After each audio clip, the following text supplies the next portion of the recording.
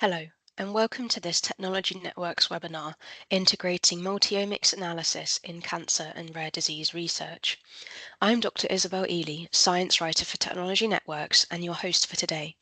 We have a fantastic presentation in store for you, featuring our esteemed speakers, Dr. Mohammed Udeen and Dr. Jawahar Swaminathan. Mohammed and Jawahar will be sharing their expertise on clinical genomics, which we're eager to learn more about. Before we dive into the presentation, let me introduce our speakers. Mohammed is a neurogeneticist who primarily focuses on brain-related rare genetic diseases and cancer. He is the founder of GenomeArc and the founding director of the Center for Applied and Translational Genomics at Mohammed bin Rashid University. He is currently working on developing an ASO drug for Dravet syndrome, modeling glioblastoma using advanced machine learning algorithms and exploring applications of quantum computing. Jawahar is the Director of Informatics in the Clinical Solutions team at Oxford Nanopore. His background is primarily in population genomics and germline rare disease.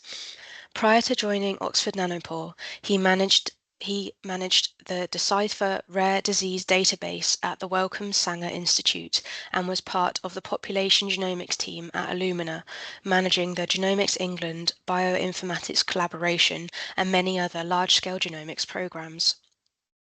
His primary role is furthering the adoption of Oxford Nanopore sequencing in large-scale projects and the development of tools for challenging medically relevant genes. Following the presentation, we'll have a Q&A session where you will be able to ask any questions you may have for Mohammed and Jawahar to gain further insights. Please feel free to submit your questions at any time during the presentation by entering them into the box on the right-hand side of your screen and clicking Send. If you encounter any technical issues, please click the chat box on the right-hand side of your screen and our team will assist you. Now, without further ado, I'm delighted to hand over to Mohammed and Jawahar to share their insights and knowledge with us. But thank you for the introduction. I'm going to be speaking about, deciphering rare diseases and empowering clinical research. This will follow on by a more specialist talk by Dr. Uddin later on. So what do I mean by rare diseases? Rare diseases are not rare, unlike what the definition, unlike what it says. I mean, rare diseases affect more than 300 to 400 million people worldwide. So that's roughly 5% of the global population. More granularly, it translates to about 1 in 2,000 people actually having some sort of a rare disease. And advances in sequencing technology over the years means that we now know of more than 8,000 rare diseases. Most of them that have a genetic origin, about 80% of them have some sort of a genetic origin. Most rare diseases are complex. They cause severe multisystem disorders and manifest themselves with a range of phenotypes. More critically, about 70% of all the rare diseases start in childhood, and this has a major impact on mortality of the children affected with rare diseases. Additionally, in addition to the genomic basis for it, about 23% of the patients that have developmental delays also seem to have an epigenetic association with the rare disease. That is something to do with imprinting, methylation, etc. Now, elaborating a little more on rare diseases, about half of the number of rare diseases known affect the nervous system. 90% of childhood rare diseases have neuropresentation, and unfortunately, they are the major cause of mortality in childhood. About 35% of children die in the first year of their life if they have one of these rare diseases. About 900 of these disorders are caused by a single gene and are known to be treatable. However, I did mention there are over 8,000 diseases, which means that, upwards of 7,000 rare diseases do not have a single gene cause or are not treatable. This often means that patients undergo a lot of unnecessary tests and procedures and delays in receiving appropriate care. Most of the time, it takes up to 5 years or more for a rare disease patient to get a diagnosis. In some cases, it has even taken decades. The sad truth remains that many families will never get a diagnosis. I just spoke in the previous slide about the long process. So traditional labs still follow methods that are sort of been practiced for decades before turning to whole genome sequencing. And therefore, it lengthens the time from testing, initial consult, to an answer. So it all starts with a clinical assessment, and then based on what the clinician thinks at that point, patients can go through a series of tests over a period of time. It includes things like Southern blot, long range PCR, flanking PCRs to detect repeat disorders, then a more targeted gene panel. And if nothing is found, then they start doing things like, FISH or karyotyping to look at suspected copy number variation. Finally, ending up with, microarrays and, ultimately a clinical exome. This whole process costs money, it takes time, and causes undue distress to the families that have somebody suffering with a rare disease. When none of this works, after a few years, maybe 5 or 6 years, they turn to short read whole genome sequencing. And, you know, even after that, about 60% of the cases remain unresolved. In the best case scenario, only about 40% of the cases actually get a diagnosis. Now, this is a problem, given the number of rare diseases and the number of people affected worldwide with rare diseases. What if there was another method to actually shorten this diagnostic odyssey, as we call it? One of the things, this paper by Kim Boycott has been looking at whether long read sequencing can actually result in additional diagnostic yield. So they did a meta-analysis across various studies, and they demonstrate in this paper that using long read sequencing as the first port of call for any genetic disorder results in an increase of diagnostic yield by 7 to 17% over the 40% that you've got already. So this takes us over the 50% mark in most cases. Long read sequencing provides an improved ability to detect structural variation compared to short read sequencing, better detection of tandem repeat expansions, improved mapping in regions of high sequence similarity, as pseudogenes, which I will touch upon in a future slide. Uh, it also allows, in most cases, to assess the methylation profile at the same time as sequencing, thereby being able to shed light on epigenetic markers that cause disease. So that's long read. I mean, long reads are useful, increased diagnostic yield by 7 to 17%. Oxford Nanopore, why, Oxford Nanopore is a long read sequencing platform. It's a single test, which then obviates the need of doing the diagnostic odyssey starting from Southern plots onwards to exome sequencing to short read WGS. And a paper recently by Abu Tayoun from Dubai, he quotes long read sequencing technologies could serve as a unified platform for clinical genetic testing, particularly in rare disease settings where nearly half of the patients remained undiagnosed. He demonstrated in a proof of concept study that he was able to get 13% additional genetic disease outcomes and diagnosis compared to short read sequencing, which falls nicely in between what Kim Boycott said previously between 7 and 17% diagnostic yield. Abu Tayoun, Dr. Abu Ahmed Tayoun at Al Jalila Hospital has also been looking at spinal muscular atrophy, a disease that is particularly prevalent in the Middle East due to a highly consanguineous population. He has developed a novel SMA, spinal muscular atrophy test, which can actually take you from sequencing to answer in less than 24 hours. What he's basically done is used the combination of PCR amplification, targeting a specific region of these highly similar genes, SMN1 and SMN2, which are responsible for SMA, and being able to reduce the time to diagnosis by, less than 48 hours, in some cases, even 12 hours, 24 hours. He's been able to multiplex these samples in large quantities on a MinION flow cell, thereby reducing cost and time taken for diagnosis. If you don't know much about SMN1, SMN2, what you should realize is that they are highly similar genes and they differ only by a single nucleotide in the coding regions. So they are highly similar. SMA, spinal muscular atrophy, is caused by the deletion of the SMN1 gene. And the SMN2 gene copy is only about 10 to 20% as effective as SMN1 genes. So the copy number state of SMN1, SMN2 actually determines the severity of the disease. So if you have more copies of SMN2, no copies of SMN1, your symptoms are likely to be less aggressive than if you had fewer copies of SMN2 and no copies of SMN1. Another example showing the utility of long-read sequencing is the Beacon project. This is work that was recently presented by Wendy Chung at ACMG 2025.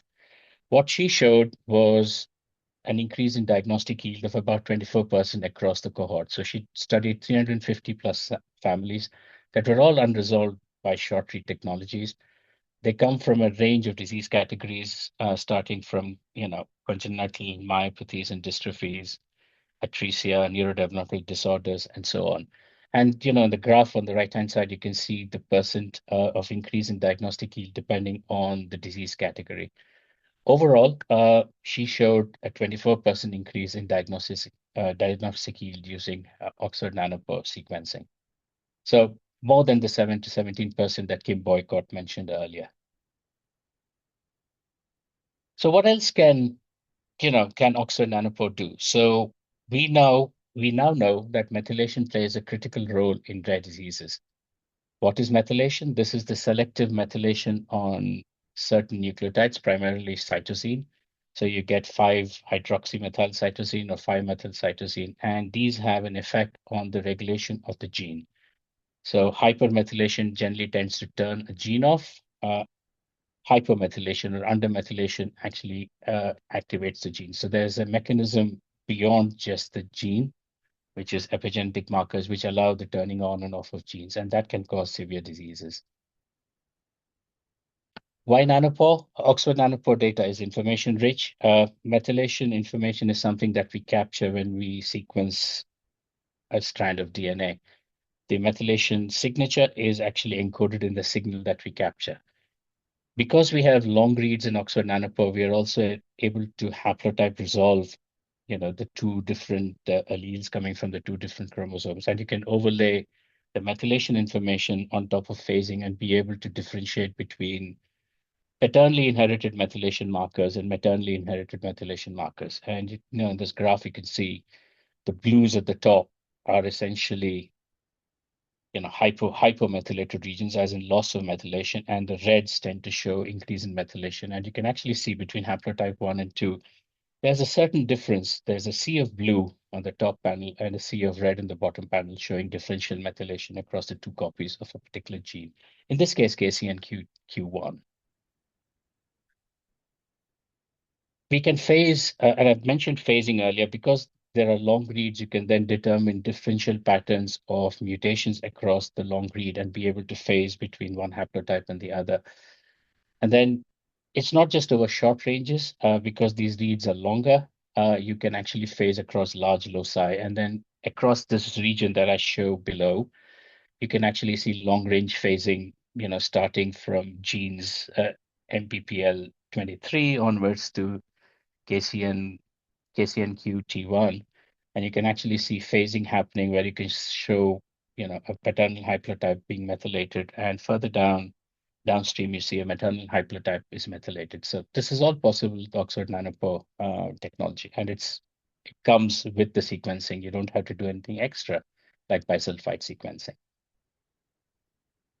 Now, imprinting disorders. Methylation is critical and is for imprinting disorders. What imprinting means is that you take a copy of methylation state from one allele and transpose it on the other. And this happens when you get both alleles coming from the mother or both alleles coming from the father, or for some reason, both copies of a gene are hypermethylated.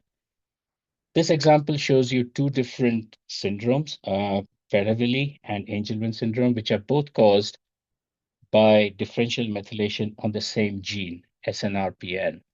Now, this gene occurs in chromosome 15, 15q11.2 to be exact.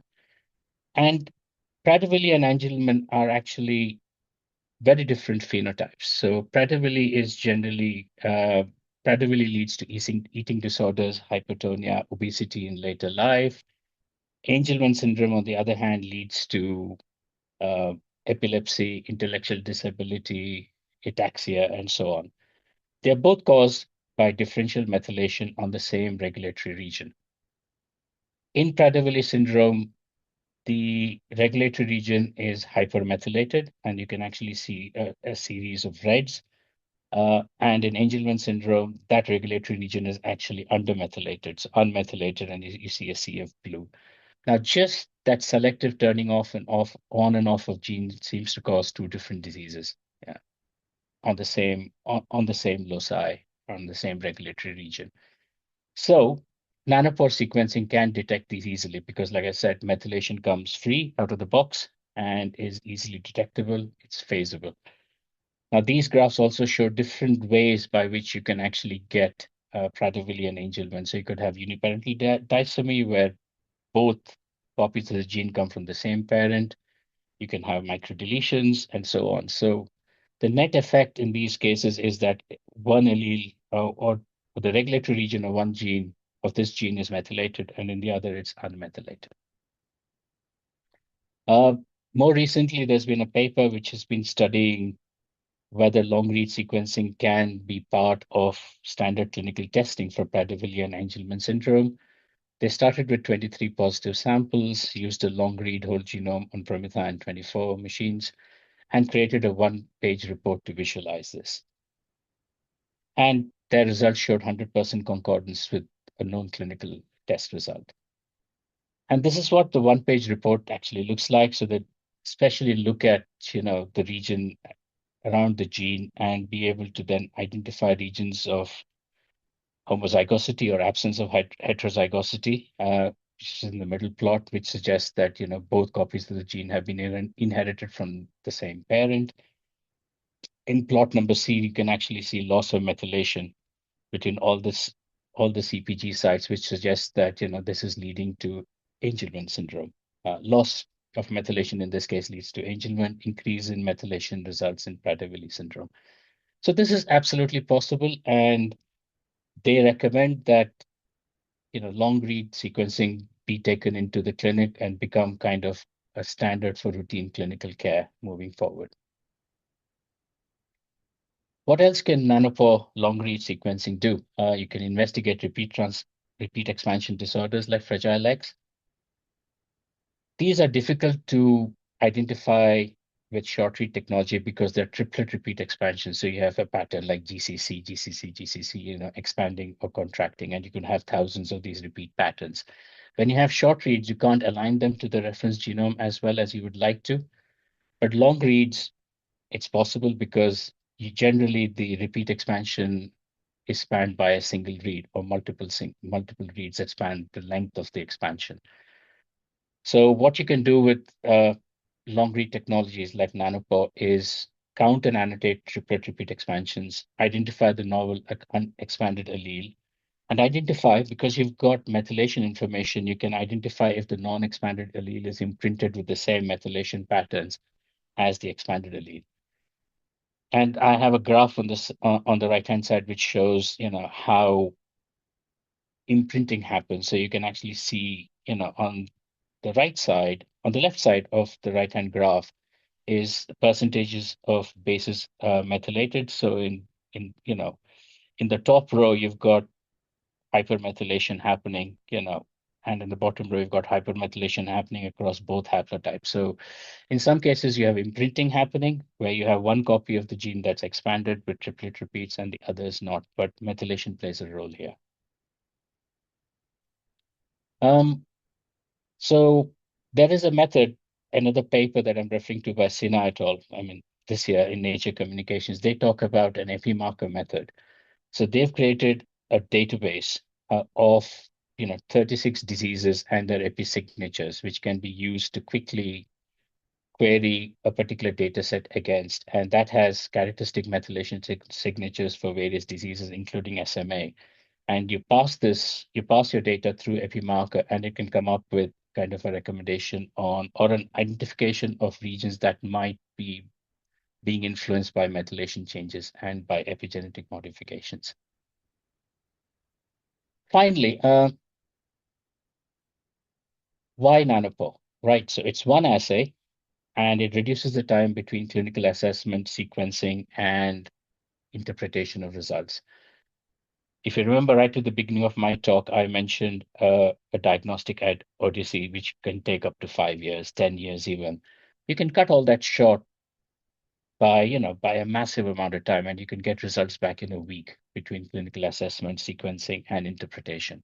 So why would you want to make your patients go through that kind of, diagnostic odyssey, even for clinical research specifically, right? Why would you want to take such a long time trying to diagnose a particular case which has gone into clinical research when you can reduce the time by a single experiment?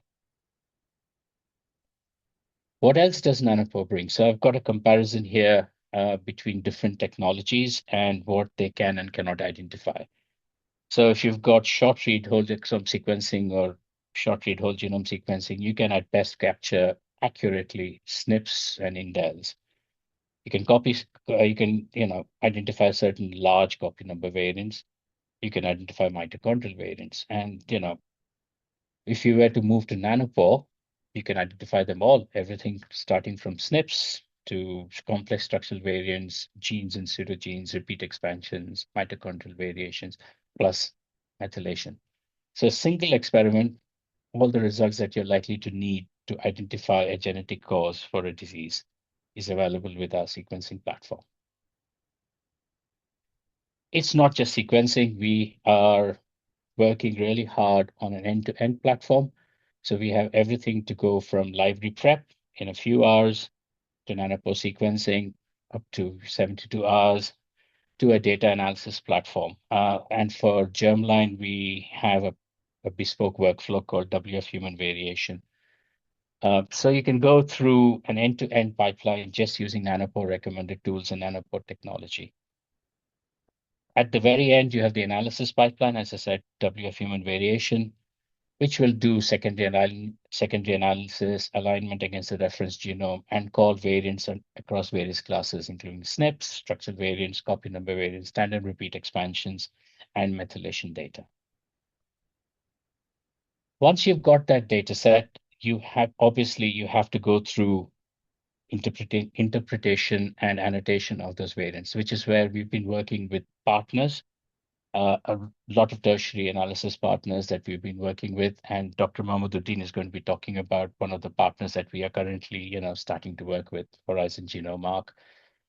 So variant interpretation basically involves annotating the results that you've got from the epitomy WF human variation workflow with classic, database resources like population frequencies, annotations for genes, predicted mutations from ClinVar and dbSNP, and then be able to prioritize a set of variants identified in those VCF files based on your disease category, Mendelian inheritance, phenotype, uh, and then be able to score them on ACMG category, and then finally be able to create a report for that particular case that you've been trying to interpret by basically identifying a set of likely causal variants or the causal variant that is responsible for the disease for which the patient or the case was sequenced.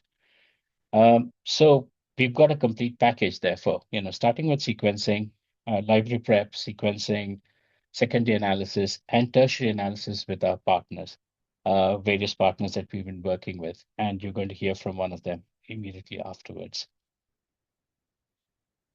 And finally, just if I have to leave you with one slide and one message is Oxford Nanopore is not restricted to SNPs and indels like short read sequencing technologies. We can add additional features to your sequencing data, including methylation, structural variation, complex copy number variation. And I hopefully in this short presentation have shown you some examples and given you some insights on what you can do with our sequencing technology. And I shall leave you at that. Thank you very much for your time. Hello, everyone, and welcome. I'm Mohammed, founder of GenomeArc, and I'm excited to present our work on building the AI-powered unified multimodal platform for scalable clinical genomics.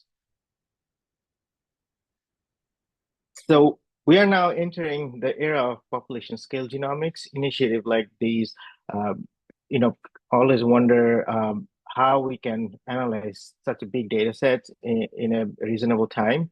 So the UK Biobank, if you see, it's actually touching 500,000 samples now. The 470,000 exomes are available. Broad institutes are, almost exponentially sequencing samples. There are also Asia that are catching up with thousands of genomes. So almost all countries have their own population scale genomic projects. This scale demands platforms that are both powerful and flexible enough to manage, interpret, and integrate massive volume of genomic data. Although clinical adoption is slow, clinics and hospitals are integrating clinical genomics unit within their healthcare pathway. More newborn screening programs are announced over the years in different continents. And slowly it's getting a first year test for rare disease. If you look at rare disease, genomics is extremely effective. Rare disease affect millions worldwide. Most rare diseases are genetic in nature. And we actually saw in OMIM, there are more than 5,000 rare diseases being recorded and documented. Children are disproportionately affected, and the typical diagnostic journey takes up to 5 years, which is also known as diagnostic odyssey. So we believe integrating this multimodal data will able to decipher those complex cases in rare disease that are currently not being diagnosed properly, or at least in timely manner, because the time is a big factor in therapeutic intervention as well. In oncology, the complexity is even greater. We are dealing with germline variants, somatic mutations, and liquid biopsy signals from ctDNA. The molecular insight of these tests are now analyzed together to guide both diagnostics and treatments. So we need a platform that supports this integrated view of oncology, because germline only constitute about 10 to 15% of the diagnostics yield overall in different cancer types. Somatic variants is very complicated to detect small clones, but you have to sequence with higher depth. And liquid biopsy still requires, there needs to be a tremendous effort in algorithmic development to identify what kind of cancer you can predict from ctDNA signals. And the interesting development of clinical genetics is that we are no longer working in genome data alone, because it's kind of limiting if you are only using genomic insight for diagnostic and therapeutics, because there are clinical symptoms data from patients, multiomics, single cell transcriptomics, and proteomics data. All of these molecular and clinical multimodal data needs to be integrated in a comprehensive and cohesive manner. And if we cannot integrate these multimodal data, we will not have a complete understanding of disease mechanisms, will also impact diagnostics and therapeutics. So one of the biggest challenge in this, large-scale clinical genomic era is not just sequencing, because sequencing is now pretty streamlined. It is actually the interpretation that is the biggest bottleneck for us. Even for some of the known cases, just to process the annotation, it takes hours and hours. So analyzing an entire genome with clinical relevance, when it is complex, because you're dealing with millions of variants, small and large, we need a system that go, beyond that timeline and return something very fast, so the diagnostic and intervention decision can happen in minutes, not in hours or days. So we here at GenomeArc built a solution. We call it GenomeArc Horizon, a multimodal platform for clinical diagnostics. It helps in many ways. So our platform offers ultra-fast analysis. Exome interpretation happens within 5 minutes. Whole genome within 10 to 15 minutes. It works both locally or in the cloud, ensuring speed, scalability, and compliance with privacy protocols. It's encrypted. It's heavily customizable based on the need of the clinic or labs, and it's technology agnostic. It supports different sequencing technology. So Horizon actually integrates proprietary database, multi-omic database. It connects with the patient health record if it needed to, and there is intuitive interface that is connected with our own AI agent that built within the integrating these data sets. So it is a unified multimodal platform built specifically for clinical genomics. At the heart of this platform is Horizon Intelligence. It is a intelligence that we built to explain all the different features. So Singularity is a feature that we built for rare disease diagnostics. It can analyze a single genome or a trio or a duo for carrier screening. Spectra module been developed for oncology solution, can do genome analysis for constitutive variant findings. Also, it can profile tumors, and also it can predict ctDNA signals. And the last module that we have is the SICRX, is the pharmacogenomics module that predicts the pharmacogenetic variants and also provides a range of drugs options if there is for different gene variants. And if you look at the clinical insight that Horizon provides, it's basically targeted towards rare disease and oncology.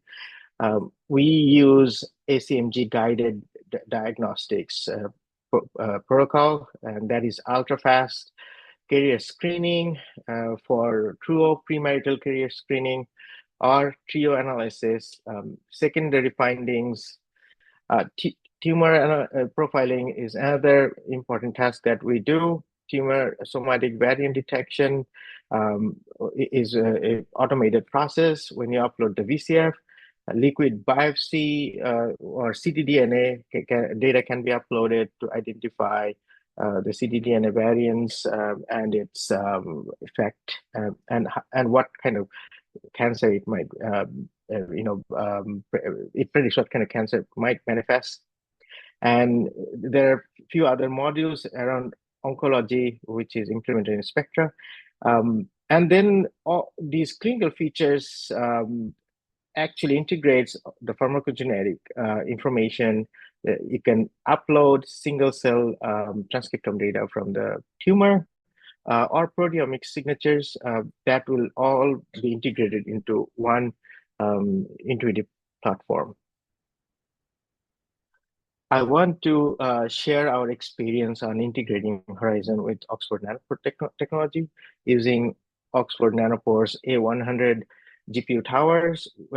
What we observed that when we took the VCF as input from a long read genome that constitutes about 5 million small variants, SNVR indels, and about 40 to 50,000 structural variants, it can annotate and predict the variant pathogenicity in 12 minutes, the whole entire genome. And it includes full analysis of the annotation, the variant classification, and also report generation. So all is in one cohesive way. So, and also when you are analyzing the whole genome, you are also in parallel can sequence the whole genome. You can do a LSQ whole run, a whole genome run in your P24 or P46 machine, and still can use Horizon to analyze the already sequenced VCF files. So this is an example where we have a rare disease patient using Singularity module within Horizon. We identified de novo variants. So because the de novo variants, if you upload trio data, probe and father and mother's VCF file, it can identify automatically all the de novo variants. So this is an example where we identified KMT2D variants, that is a known causal variants for neurodevelopmental disorders. And this kind of rapid insight actually can accelerate diagnostics dramatically, and also can help a clinician to act in a timely manner for therapeutic intervention.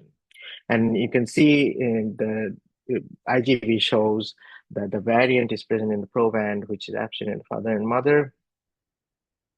And we have another case involved a colorectal cancer patient. So traditional targeted genetic test failed to explain the cancer or why the toxic reaction was manifested after introducing chemotherapy into this patient. And our pharmacogenomic module from Horizon identified a DPYD deletion variant that is actually linked to the drug metabolism and known to have toxic reaction if the gene is mutant, or the patient is mutant for this gene. And we also found at the same time the cause for the cancer, which was not known. So we found a very interesting mutation in TCF4 gene. So these are examples where you can actually bring different kind of modules in one place and kind of interpret the data, because the clinical data helped us identify the variant that we're looking for in this particular patient. We'll show you how a clinical symptom can be used to generate gene panel, and that can be used in Horizon and link with the patient genome. So our tumor profiling, so the last case we just discussed was for germline variant, but GenomeArc Horizon also equipped with tumor profiling. So our tumor profiling module, Spectra, we invested a significant amount of algorithmic development. So our platform can detect somatic variants, can classify pathogenicity. It profiles tumor mutation signature to assess the DNA damage. It constructs a full clonal tree for somatic variants, and like how many somatic variants in what clonal complexity. It can identify the tree-like structure for different clones and subclones. And it also can predict from ctDNA what is the cancer that might manifest, because ctDNA will be one of the biggest tests in future for cancer prevention. When you do super deep sequencing of a few targeted genes, whatever the variant you find, you might always struggle to identify the cancer type that might manifest with this particular variant. So in one of these use cases, we uploaded 53 kind of data from ctDNA, and we saw that because it's a pan-cancer gene, and we saw that particular variant have a 43% probability for lung adenocarcinoma, and the probability of other cancer types are also provided. So these are the features that actually comes just from the VCF files that you upload. And it's not just that. Genomics can be very interesting in terms of population-specific variants, because from the out of Africa hypothesis, each population actually have some bottlenecks, some rare variants they lost, or some rare variants become common. Even founder effect can be detected. So here's an example where we uploaded a custom database. And you can see on the diagram on your left that all the different ethnicities from Nomad there is no bar, there is no frequency of the variant, but the custom database at the end shows it is a common variant in Middle East, actually. So there are a lot of these type of common population-specific variants across the globe, and you can upload your population data into this platform, and it will integrate that population frequency during the pathogenicity calculation. So a lot of our modules have been validated from different sources, and we also looked at very complex cohort of rare disease and cancer cohorts. So this is one of the rare disease cohort where we saw that there is a yield of 36% using our software using Horizon, and it identifies all the known variants and many novel variants. And we also kind of did a big test on the effectiveness and sensitivity of the structural variation pathogenicity prediction for rare disease and inherited cancer. And our ROC analysis shows overall accuracy of 96% in predicting structural variation pathogenicity. So here's a video that I want to show how we use the unstructured clinical phenotype data and predict how we predict disease and create a gene panel. So this is the agent we created using the large language model. So for example, you can use this panel and you can paste or dump any unstructured data. It can come from your health record. It should have the symptoms of the patient. And once you paste the symptom symptom data into the panel, you can update the page with this symptom. What it does, it will bring out all the HPO terms that is relevant to the disease. For this particular example, it is a Duchenne muscular dystrophy description we added, and it identified exactly that particular disease with highest degree of probability, and the disease, and the disease gene it will identify that is associated or known.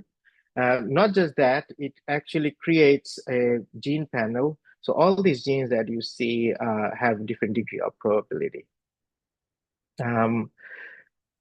So I want to show you another AI agent that is built within the system. So it's within Horizon Intelligence. Apart from that phenogen module, the phenotype genotype module, you can actually search gene variant. So you can search gene names and ask for a function of a gene that is within your genome. And it will print all the description related to that gene in a very fast manner. So for example, if you have a gene that you don't know what it does, because lots of US variants are impacting genes with function that we don't know. So this agent actually can identify all the relevant disease information. Not just that, so if you upload genome within our platform, the VCF files, it learns those variants, and it can find variants within these genomes by typing the variant location, just like that. So it should identify if there's any pathogenic or clinically relevant variants in this location of the genome for any of the patient. So, and what are those patient? What is the phenotype? What is the gene within this impacting this variant? It should identify all these in a small table. So having this option actually helps you analyzing. So this is a frameshift insertion that's been tagged as pathogenic. In many other projects and individuals within this platform that you uploaded. So these are individuals that you have uploaded. So the language model learns those and identified. And if you want to know, so this also identified what gene it is. And if you want to know more about this gene, you can just follow up the question within the language model. So you can see how we are using clinical information and genome at the same time to bring the diagnostic yield. And this actually help us, shorten the diagnostic odyssey time. So in summary, what GenomeArc Horizon actually does, it automates the whole multimodal process. It uses tons of proprietary databases, and it integrates different modalities into one cohesive platform. The algorithms that we use are validated and secure. The large language models comes with many different agents, and we are constantly building different agents for different types of algorithm.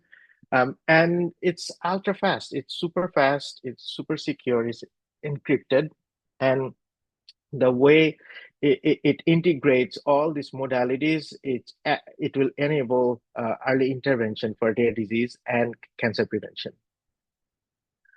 So this is a disclaimer for Oxford Nanopore Technologies. These are for research use only. And thank you.